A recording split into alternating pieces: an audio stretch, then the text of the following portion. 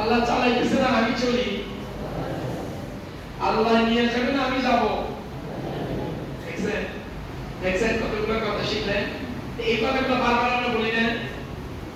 এই জন্য আপনারা জানবেন এটা শিক্ষা প্রতিষ্ঠান, এখানে যতগুলো মেহমান যত জায়গা থেকে আসুক, দেখেন সব মেহমানগুলোর উদ্দেশ্য হলো তারা এই আপনাদের চলন ফিরন কথাবার্তা আপনাদের অবস্থা দেখা অনেক মেহমানদের মুগ্ধ হয়ে যায়।